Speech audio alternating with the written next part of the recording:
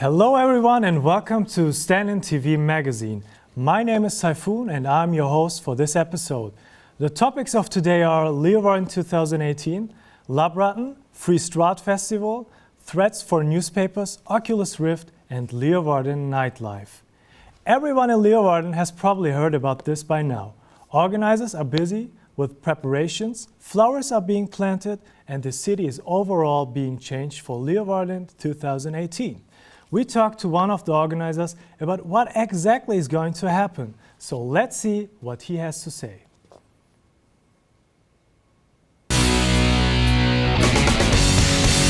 We zijn hier vandaag bij Blokhuis Spoort in Leeuwarden. Vandaag gaan we op bezoek bij de organisatie van Leeuwarden 2018. Een tekort van 11,5 miljoen bevindt de organisatie zich momenteel op dun ijs. Dit is voor ons de kans om enige helderheid te verschaffen en om te zien wat er werkelijk aan de hand is.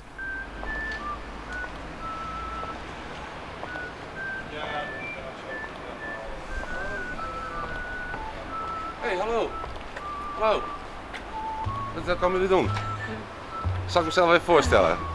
Mijn naam is Radbouw Droog. Ik werk bij Culturele Hoofdstad, Friesland 2018. Ik werk hier sinds februari 2015. Ik zal jullie wat vertellen over mijn werk. Hoe ver is de organisatie voorbereid op het grote jaar 2018? Ik kan zeggen dat we goed zijn voorbereid op het jaar 2018. Het is een enorme organisatie met heel veel evenementen. 40 projecten in het bidboek die georganiseerd worden. Misschien wel 1000 evenementen die in het open programma zullen plaatsvinden. Dus dat zijn de evenementen die door de mensen zelf worden georganiseerd. We liggen goed op schema. Het is een enorme klus, maar het gaat goed.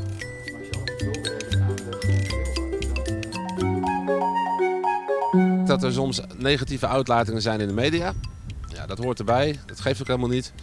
Het is zo dat we een transparante organisatie willen zijn. Dat betekent dat je eigenlijk ook constant wel vertelt wat je doet. Ook door middel van dit soort interviews. Ja, en als je je hoofd, hoe zeg je het ook alweer, als je hoofd boven het maaiveld uitsteekt, ja, dan heb je kans dat er af en toe gemaaid wordt. Dat is helemaal niet erg. Het is wel zo dat we merken dat soms de kritiek ook ongefundeerd is. Dat mensen zomaar iets roepen omdat ze een kop van een artikel in de krant hebben gelezen, zonder daadwerkelijk ook de tekst goed te hebben gelezen. Ja, dat is soms jammer, maar ja, daar doe je niks aan. Het hoort erbij.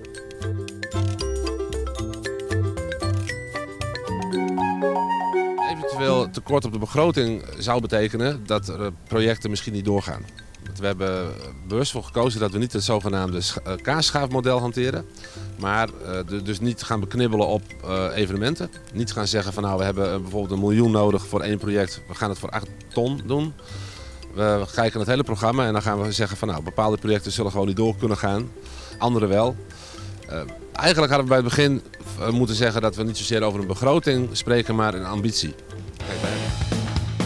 We hebben gezien hoe de organisatie omgaat met de media. Dat er geen probleem is in de financiën en dat ze keihard aan het werk zijn om ons een onvergetelijke 2018 te geven. Terug naar de studio. Our first guest for today is Bonnie Dijkstra, a street artist in Leeuwarden who is known for his colorful paintings. Nice to have you here, Bonnie. And nice to have your little friend with us. Thank you. And maybe you would like to introduce us to Pablo, right? Is that right? Yeah, it's Pablo. Okay. Yeah, it's my best friend. Okay. So he's 4 years old now. Okay. I met him before I go to Ibiza. Okay. The day before I'm gonna fly, I met him. Yeah, and I couldn't go, you know, so I canceled my flight. I pick him up, and 2 days later I fly with Pablo to Ibiza for 4 months. That's cute. That's cute. Yeah. Yeah, nice. I can see that you are a very a passionate artist. Is that right? You can see it on your skin, and yes. It's very colorful already. Does that already tell something about your paintings, your tattoos that you have? Yeah, my tattoos are my life. You know, I was 16 years old when I put my first tattoo on, and everywhere I come, you know, I put a tattoo on my body. Okay. England, Spain, Italy, everywhere. Okay. So for me, it belongs to me. Okay. Yeah. As an artist, you probably are in connection with Leeuwarden 2018. Yes. Because you're a local artist here from Leeuwarden. Mm-hmm. And is there anything that you will be a part of? Now I did already one bridge. Ah, okay. Under the bridge I make a really big painting. Okay. And I want to do another 10. So that's my dream, you know. So Okay. it's really nice to see the bridge open and there's a big painting on there, you know. Normally it's really dark. Okay. And now you see a lot of colors, so that's okay. my thing, what I'm gonna do. So it's actually under the bridge of It's the under the Gracht, bridge. and if it goes up, the people who are waiting in front of Yeah. it are going to see Yeah. your beautiful painting. Yeah. Great. And do you also have colleagues who are into this? Yes, of course. Everybody want to do something, you know, but it's really difficult, Okay. you know, because everybody thinks there's a lot of money, and you go there, and you get some money, and you do your things. But that's not how it works, you know. Okay. You have to do a lot of things for yourself also. Okay. And I don't know what the colleagues are going to do, you know, because Okay. everybody want to do something. But Definitely. yeah. How is the financing then? Are you guys getting proper budgets to do stuff? Or No. You have to do everything for yourself. Okay. If you want to do something, you have to go to the companies who want to help you to give you some money, you know, or you pay it for yourself. Okay. I did the bridge, my first bridge. Okay. I did it myself, you know, Okay. and the culturele hoofdstad, they helped me a little bit, but not enough. Okay. Yeah. So you're actually also asking the Leeuwarden and the city to finance you guys a little bit more so you can be a part of it? Yeah. Okay. Yeah, they have to finance more than now, you know. Okay. Till now we don't hear so much from them. Okay. But yeah, I hope it's going to be like that. Okay. And what is your overall hope for Leeuwarden 2018? What will it bring to the city in your opinion? Yeah, if you believe them, they tell there are going to be thousands and thousands of people here. So I hope it's going to happen like that, you know. And Okay. it's good for the whole city, for everybody, you know. Okay. People are going to bring money here, and we need money. Definitely. Yeah. Okay. I really enjoyed this conversation with you, Bonnie, and Thank you. especially with Pablo, who was not really taking part of He's, it. no, I think he's he falling fall asleep a little bit, but you see, he is relaxed always. Yeah, I can He see. used to the things, you know. in the But world. he is like kind of you know, relaxed and a Yeah. calm person. Yeah, I thank really you. enjoyed this conversation a lot. Thank you. That you're sharing your passion with us and your experience with the arts in Leeuwarden. Thank you. Next, we will have the opportunity to get to know Labran. For this, our team asked people on the streets of Leeuwarden what they think about YouTube stars such as Labran. So let's have a look.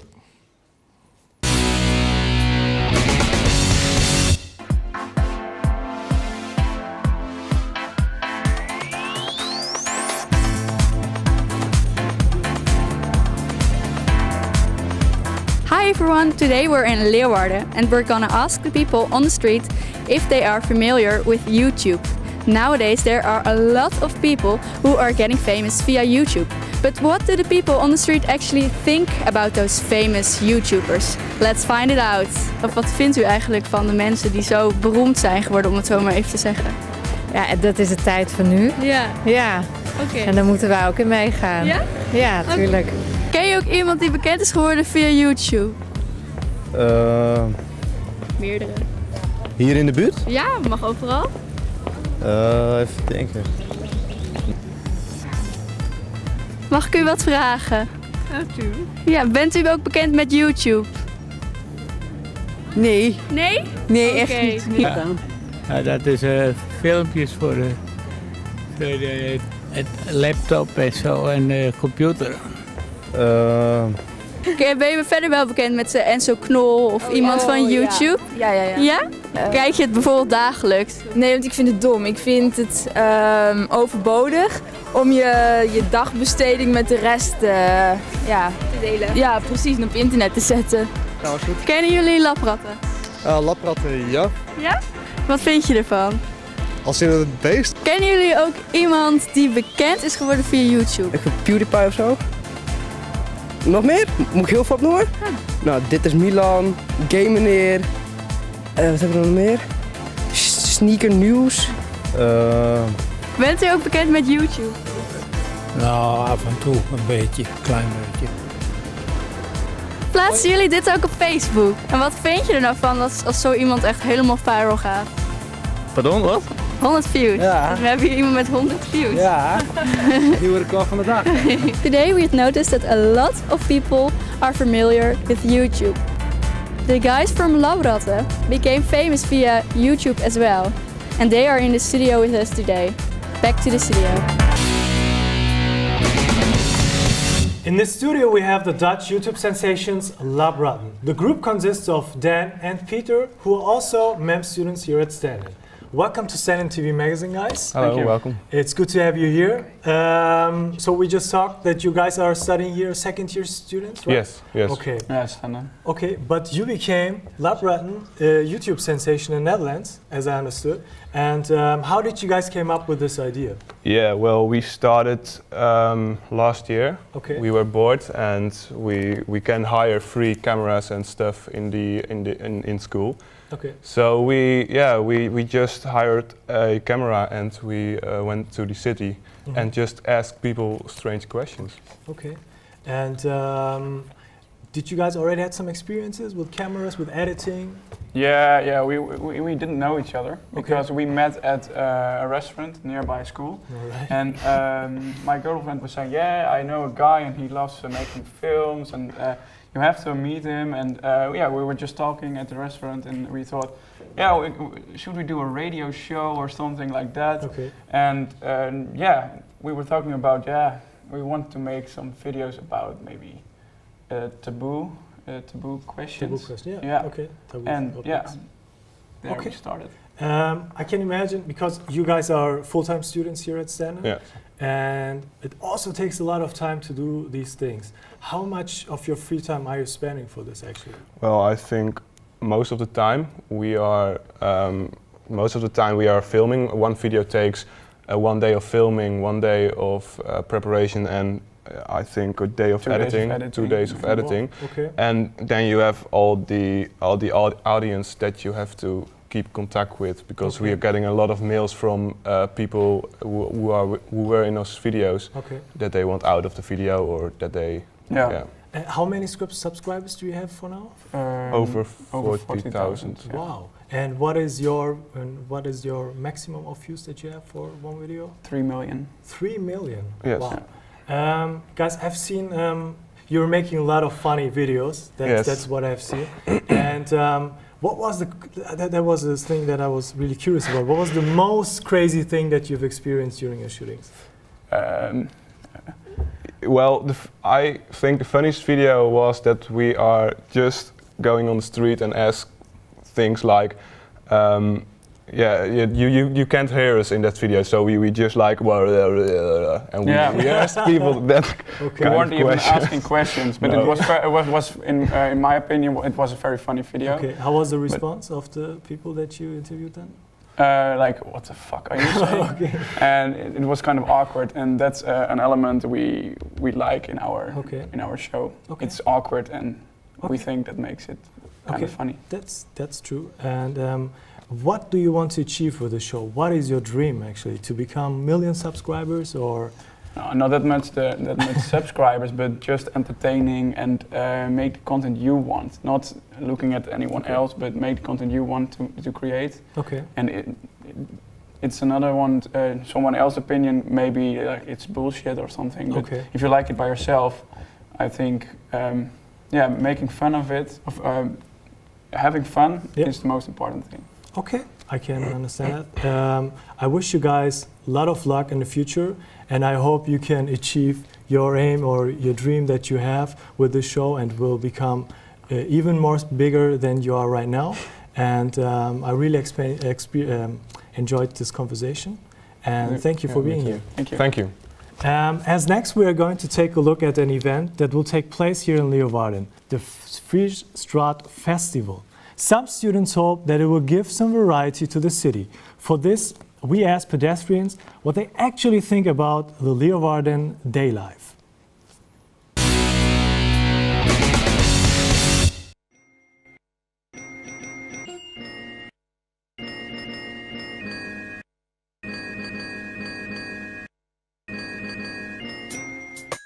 Leeuwarden isn't only the capital of Friesland in the Netherlands, it's also the capital of Culture 2018 and the home to more than 30,000 students. Besides that, Leeuwarden is packed with a beautiful landscape and historical buildings. We were wondering how Leeuwarden's daily life looks like and what people think.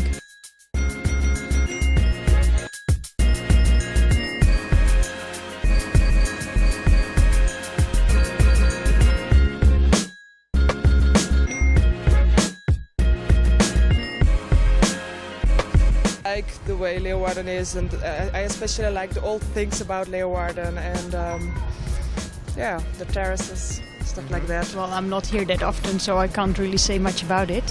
And what do you think of the day life of Leeuwarden when you're here? Like right now? Yeah, looks good to me. Looks good. All the facilities are yours. Chill. It's chill. Yeah, chill. Okay. A lot of stores, and you can. I like shoes, so you can visit a lot of shoe stores, and that's very important for me. Leeuwarden offers a variety of sporting places where you can play football, basketball, or whatever, and spend your time like in a park or whatever. So it's a very open city, and I like the people around here, the Dutch tradition, and basically quite nice. It's lovely, you have some opportunities here. From time to time it's a bit boring since the city is not that big, but the people here, the community is really lovely, and that's what makes the city like a hometown.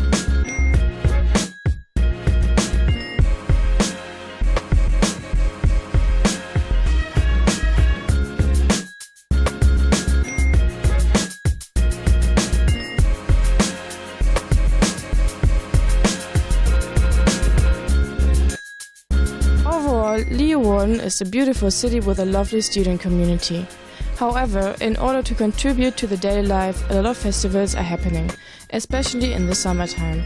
One of the many festivals is the very special Fries Straat Festival, a festival with many different acts and a good taste of music.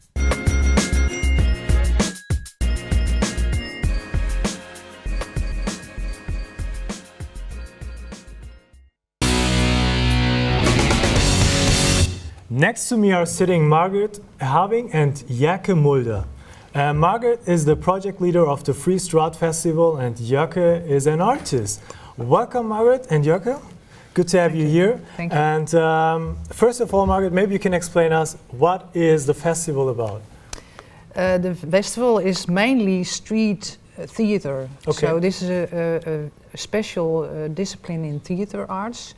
And so the whole city, especially on the Saturday, is filled with different kinds of street theater. Okay. And this is the main thing of the Fries Straat Festival. Okay. And besides, we have a very nice music lineup. So that's the festival. Okay, in short. I already see you brought some posters and brochures with you to make some promotions. Yeah, sure. And, this is the moment. When will it take place? On the 29th, 30th? The 29th, 30th and the 31st of May. So it's the last full weekend of May, and it's 3 days. So we start on Friday night, evening, and then it's the whole Saturday and the Sunday also. Okay, yeah. Maybe we can start promoting this already by passing them by to the guests that we have here in the background. Yeah. Yeah. Maybe I'll just give it over to you guys. Maybe you pass it through. Thanks. Do you have enough? I think so. Should be enough. Yeah. Okay. And let's go to you, Jurke. What do you do exactly? You're an artist. So yes. What is your part in this festival? I think 6 months ago, I from the organization, I'm asked to think about how we could bring the fine art into the festival. Okay. It's now only music and theater and street performance, and in a little. We talk about how we could bring the fine arts into the festival, and out of that they asked me to make an artwork. You can see it as a pilot of the fine arts thing in the festival, and I'm making the artwork this year. Yeah. Okay, Yeah. how important is it for an artist like you to have these festivals that Margaret is managing?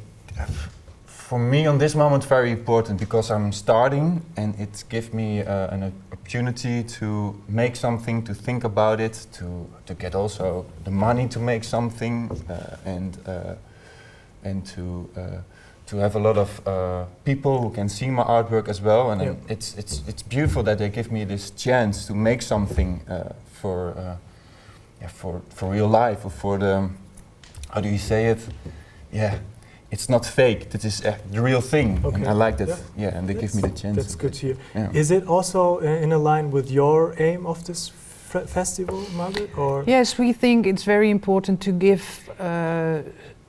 artists who start a possibility to show their work to an audience, and we have a lot of audience during our festival. Okay. And it is also something that Jerke makes something that's also on the street, so that's a very important issue for the street festival, because of course. yes, because that's our main thing. Yeah. But the people or artists that start are very important, so we would like to work with them especially. Okay, for how long are you working now for this festival? Since when are you leading that? The festival is I think this is the 30th time, and I'm a manager now for 3 years, and before I was also already involved as with another job. Okay. Yes. What is your favorite memory that you have for this street festival that you remember? Different kinds. I always love the faces of people who watch a performance. Okay. And it can be something that's very funny, or sometimes it's sad, but you see that people have an emotion and they experience the arts. Okay. So that's very nice. All right. Thank you for sharing your experiences and your knowledge and your job with us, and telling us what you are going to do and what is going to be expected for the viewers. I would like to have a little bit more conversation with you guys, but I think we have to move on to our next item. Okay.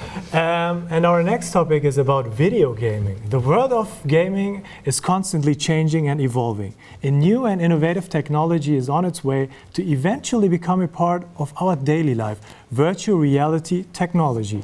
We invited 4 students to test this technology for us by using the Oculus Rift headset. So let's have a look at the results. Virtual reality is a very important topic in the media industry. It's a technology where man meets machine, where you enter an alternative existence, but what happens is strictly in the mind. Facebook CEO Mark Zuckerberg saw potential and purchased the virtual reality goggles called Oculus Rift for $2 billion.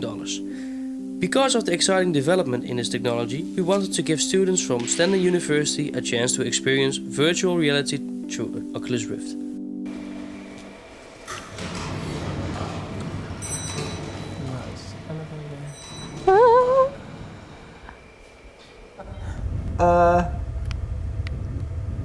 Oh.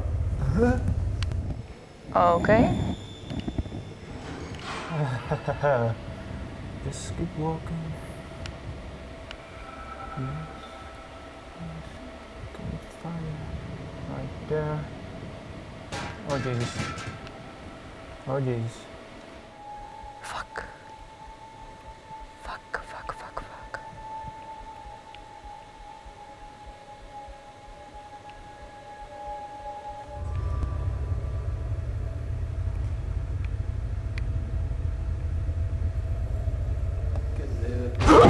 Oh God!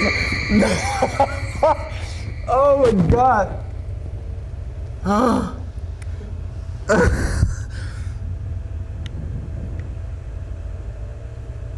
Oh, I hate this.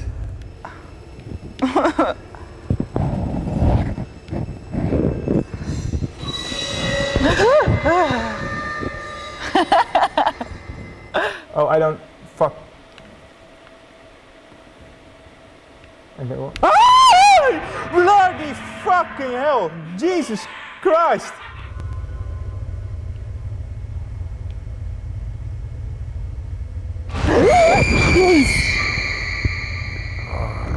Why is the light turning off? Leave me out.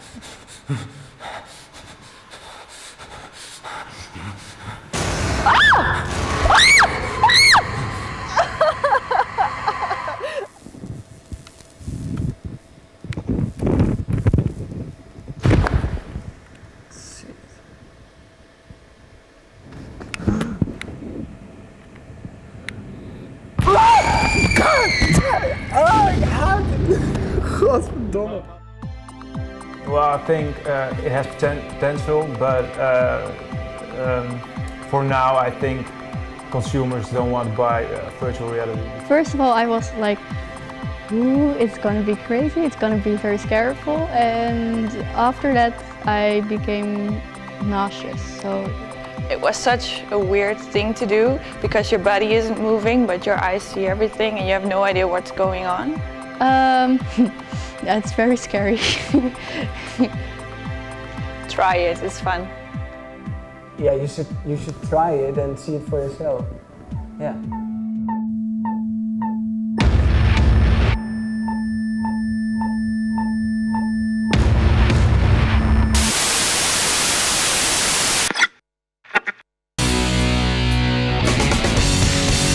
We have just seen the Oculus Rift used for gaming purposes, but now we are going to talk about ways in which virtual reality is used for psychological treatment.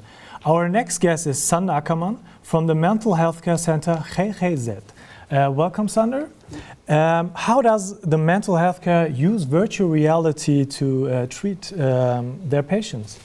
We are using virtual reality in combination with video. Okay. So we have a special 360-degree camera and we are filming, for example, squares in Leeuwarden. There are a lot of people who have anxiety disorder, so they are scared to go out of their house and be on a square, for example. Okay. So what we are doing is filming situations, for example, on the square at Albehoven. Okay. In 5 different levels. The first level is there's almost nobody there over there. Okay. And at level 5 there are a lot of people around you. Okay. So patients at the GGZ can practice going out with the virtual reality headset. Okay. Can you tell us a situation that you've experienced in specific, how the patients are treating these? Yeah, one of the most difficult situation for a patient with an anxiety fear is being at a situation with a lot of people. Mm-hmm. So we tested it, the first time we tested it with a patient, we had 3 videos, one with almost nobody in the situation and the third one was with a lot of people around. And it was very strange to see that although the quality wasn't that high, it was just at the beginning of our research that the patients just panicked out and really had the feeling being on that square. Okay. So, yeah. So what is the major difference then between virtual reality and traditional treatment? What do you think? Is it better? Is it No, good, I think there's no difference. It's not being it's not a replacement of the wall treatment. It's just part of the wall treatment. So the normal treatment is just going on like always. Mm-hmm. Normally, the psychologist says just go out to a square and practice. Mm-hmm. And now he's going to practice with the patient with the virtual reality headset. And once the patient finished practicing, he's also able to practice at home because we made an Android and iPhone app. And this Android and iPhone app can be put in the Google Cardboard, it's named. So when the patient is at home, he can just practice like he's being... So can we expect that this is going to be the future of psychological treatment? Yeah, sure. Okay, so that people are going to be getting their mental health care at home while using... Yeah, I think there is always a need of a psychologist from the GGZ, for example. Yeah. But yes, of course, as a part of the whole treatment, doing it as home, I think it will be the future. Yeah. Thank you, Sander, for sharing your knowledge with us, and it was a pleasure to have a chit chat with you about this topic. Media students at the Stenden University are also educated about the print sector, especially about threats through digitalization. We went to the newspaper publisher Leeuwarden Courant and spoke to Arend van der Man, who is the chief of the regional editorial office. So let's have a look at what he has to say. Vandaag sta ik bij de Leeuwarden Courant en ga ik op de redactie vragen stellen over de bedreigingen voor de papieren krant. We staan hier in de papierhal van de Leeuwarden Courant. Wij drukken hier in Leeuwarden, behalve de Leeuwarden Courant, ook het Fries Dagblad en het Dagblad van het Noorden. Alsmede vrijwel alle huis-aan-huisbladen in de 3 noordelijke provincies. Arend van der Meulen, chef van de regioredactie van de Leeuwarden Krant. Waarom zou men een geprinte krant moeten lezen terwijl we tegenwoordig alles online kunnen vinden? Omdat je meer wilt weten. Online heb je het snelle nieuws kort gepresenteerd. In een geprinte krant worden verbanden gelegd, wordt dieper gegraven en krijg je het uitgebreider voorgeschoteld. Volgens u is de geprinte versie van een krant dus diepgaander, maar toch dalende oplagecijfers. Merkt u daar zelf iets van? Heeft het uw manier van werken beïnvloed? Wij merken dat natuurlijk ook. Alle kranten in Nederland hebben de laatste jaren te kampen met een geleidelijke afname van het aantal abonnees. En het blijkt kennelijk dat een groot deel van het publiek ook voldoende heeft aan het korte, snelle nieuws alleen op internet. Als krant merken wij dat ook en daarop hebben wij ook onze werkwijze enorm aangepast. Want ook wij hebben websites, ook wij venten ons korte, snelle nieuws uit op apps, voor tablet, voor telefoon en noem het maar op. En ook in de verslaggeving ga je dat merken, want waar we vroeger bij belangrijke zaken 1 man op pad stuurden, die alle tijd had om voor de krant van morgen een verhaal te maken, sturen we nu vaak 2 mensen, zodat 1 zich kan richten op het gedrukte product en een ander voor internet aan het werk is. Bijvoorbeeld door een Twitterverslag te maken en ervoor te zorgen dat er heel snel nieuwsberichten komen op de website en alle andere digitale podia van de krant. Bent u daarom ook bang dat de geprinte krant helemaal verdwijnt? Die angst leeft wel bij heel veel krantenmakers. Persoonlijk ben ik daar niet zo bang voor, al weet niemand waar de oplagedaling zal stoppen. Denkt u dat de krantenwereld er over ongeveer 10 jaar uitziet? Dat weet niemand. We hopen dat we er daar nog zijn. Ik verwacht ook dat we er wel zijn. Maar in wat voor vorm, dat weet je niet. Wat we wel zijn, is als Leeuwardenkrant een leverancier van informatie. En dat doen we op papier, dat doen we digitaal, dat doen we op verschillende platforms. En dat zullen we altijd blijven doen. Maar of papier daarbij de belangrijkste zal zijn of niet, dat zal de toekomst leren. De krant leeft nu van abonnementsgelden en advertenties. Hoe gaat dat online? Ja, online heb je natuurlijk geen abonnementsgelden. Wat je ziet de laatste jaren is dat heel veel kranten hun belangrijke artikelen achter een betaalmuur plaatsen. Zodat je, als je het artikel wilt lezen, daar een klein geldbedrag voor gaat betalen. En als heel veel mensen mijn stukje voor 2 dubbeltjes per klant gaan lezen, dan kun je zo proberen de omzet te halen die je anders verliest. Wat is dan uw conclusie? Dat de toekomst voor de papieren krant zorgelijk is. Dat die wel zal blijven bestaan. Want heel veel abonnees, en we hebben er nog 60.000, kunnen niet zonder een papieren krant in hun hand. Conclusie is ook dat de informatie via de digitale snelweg meer zal worden. Maar dat de mensen daar ook voor zullen moeten gaan betalen. Want nieuws is duur. Arend van der Meulen just made clear that there is a variety of threats these days that harm the print industry. Our guest is Marijke Schulenburg, who will tell us more about these threats. She's a Media and Entertainment Management lecturer here at Stenden and specialized in the print sector. Welcome, Marijke. Great to have you here. Hi. And so you are experienced in this field, and where did you work before, and what kind of experience did you gain? I started, I think, 15 years ago at the Leeuwarden Courant. Arend, you just interviewed, was my colleague, so we know each other. Yeah, cool. And what? So the print industry went through a lot of developments through the last decades. Yeah. And what was that actually, and how did you experience this? Well, when I started, I also was a student, and I got a job, so I started there. It was a very good time for the newspaper with a lot of money. Okay. When I had the idea, I want to go abroad, I want to write that and that story, fine, go Marijke, go. And now nothing is possible anymore. They fired journalists, they fired the photographers, and all the people have to work twice as hard as in these other times. Yeah. Are you afraid that the print sector will disappear in the future because it's going that bad? I don't know. I think you always have people who want to read news, also you, but maybe on a website. But all that news has to be written, and that's done by journalists. So I don't think that it will disappear. Maybe the newspaper will become a kind of niche product with more background information. Yep. But I think you always will have people who want to read. Okay. And sit for a newspaper, really take the time for reading. Yeah. And Arend said in the item that free online news are a big threat for newspapers. Yeah. And what do you think? How could then the newspaper industry stimulate the readers to buy their?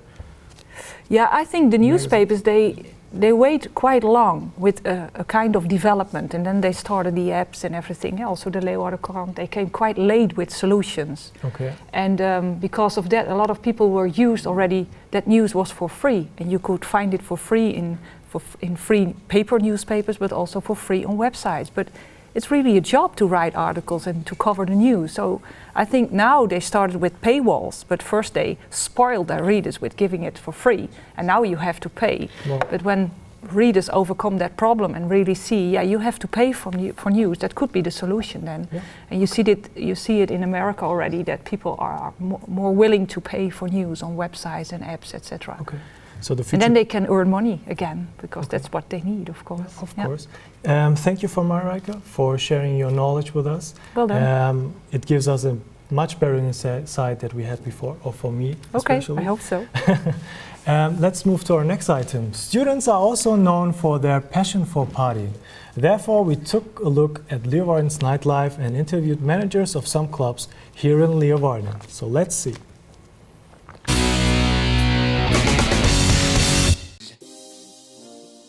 Hello, my name is Bart. A popular place for a student night out, the Globe, is closed. But, as you all have probably noticed, there are a lot of pubs and clubs in Leeuwarden. Today, we are going through the pub street to find out more about what these pubs and clubs have to offer for students. The first club that we are going to visit is Club Red, so let's go!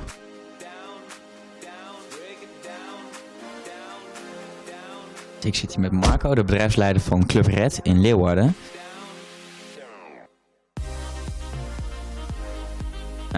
Waarom is Club Red nou eigenlijk anders dan andere clubs? Hè? Nou goed, Bart, dankjewel. Allereerst super tof dat jullie hier langskomen. Ik denk dat Club Red binnen Leeuwarden een leidinggevende rol speelt. Wij willen graag vooruitstrevend zijn. Niet omdat ik er werk, maar ik vind het echt een hele mooie zaak. Smaak verschilt natuurlijk altijd. In een andere zin zeg maar ook verschillend qua muziek met andere clubs? Nou goed, wat je gewoon ziet is dat in mijn ogen wij proberen een leidinggevende rol te hebben, vooruitstrevend te zijn. Dus eigenlijk proberen wij steeds iets nieuws. Lukt niet altijd, geef ik ook heel eerlijk toe. Soms dan slaan we ook de plank mis. Want je probeert gewoon constant te vernieuwend te zijn. En wat je dan ziet is dat er eigenlijk binnen de andere kroegen en discotheken of bars van Leeuwarden het eigenlijk best wel snel wordt opgepikt wat hier gebeurt. En hebben jullie ook nog speciale soorten acties? Wij proberen wekelijks gewoon, net wat ik zei, met dat rad een aanbieding te doen. Wij kijken gewoon naar een product dat wat extra stimulans nodig heeft. Of waarvan wij denken, dit zal goed vallen onder de bezoekers. En die kan men dan wel in de spelvorm. Want je kan niet zomaar drank weggeven. Dat mag niet vanwege regelgeving. Je mag ook niet adverteren met happy hours of zo. Proberen wij door middel van spelelement zeg maar toch drankjes in de aanbieding te gooien. Ja. Nou, dan denk ik dat we hiermee afsluiten voor vanavond. En u wordt bedankt. Ciao. En de next club we're about to visit is Café Shooters.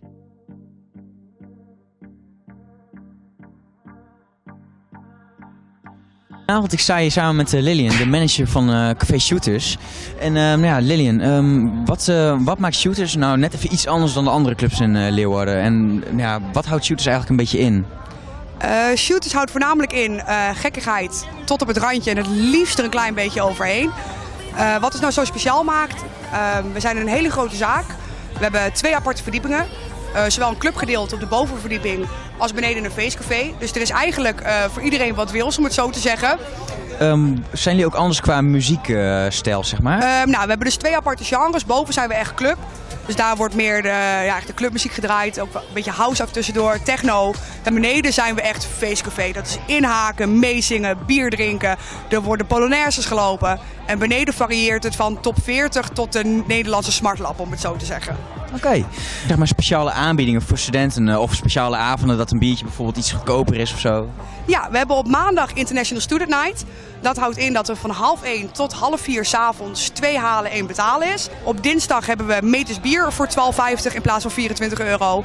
En hebben we alle shots voor €1,50. Dus dat geldt voor de minder sterke shotjes als tot de tequila's en buca tot de whiskies.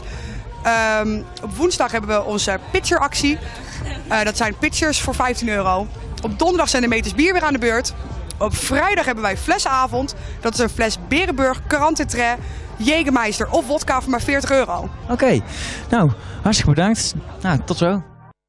And last, but definitely not least, Café Scooters. Is this the real life? Is this just fantasy? Caught in a landslide, no escape from reality. Open your eyes, look up to the skies and see.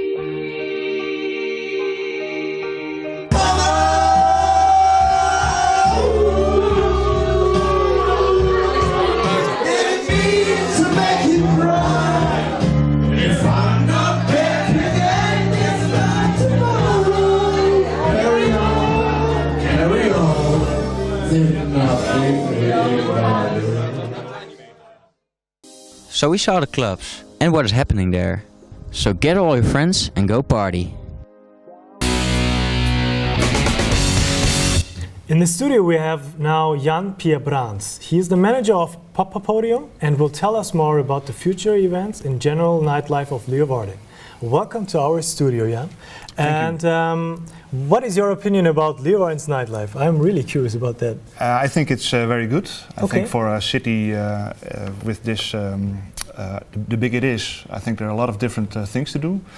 I also think that there are some stuff missing, and we're building right now a new pop venue right across the theater Harmonie, in the same street where Shooters and Club Red and Scooters is, in the Ruiterskwartier. And there's going to be two venues, one big room, one smaller room, where we will organize concerts and dance nights. Okay, and what kind of acts can we expect from the pop? I think some of the acts that were in the Romein pop venue, because they're gonna close. I think this weekend, next weekend. Okay. So a lot of stuff that they are doing, but also some new stuff like national acts, international acts. And big diversion of dance nights like techno or deep house or. Okay, and I think you're really kind of experienced in Leeuwarden's nightlife. So you're here since a long time. For how long are you here? No, I don't live in Leeuwarden, but I studied here. I think end of the 80s, early 90s. Oh, okay. So I'm.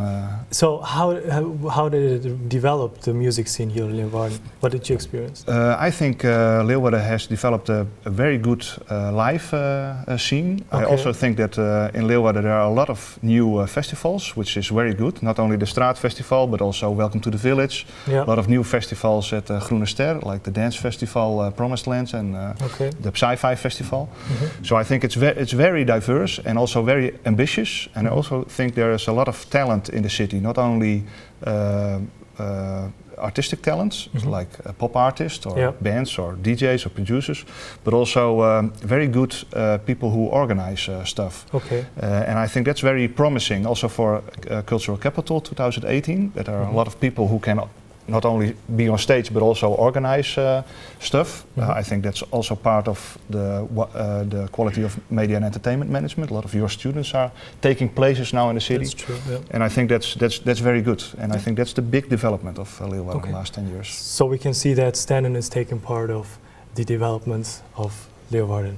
Thanks, Jan, for sharing your knowledge with us and telling us something about the Pop-Podium and what we can expect from it, and for being our guest today. This item brought us to the end of another episode of Stenden TV Magazine. We covered topics from YouTube stars to virtual reality over to the Freestraat Festival and Leeuwarden 2018, as well as its nightlife. We hope you enjoyed it, and I will see you in 2 weeks for the next episode of Stenden TV Magazine. So goodbye.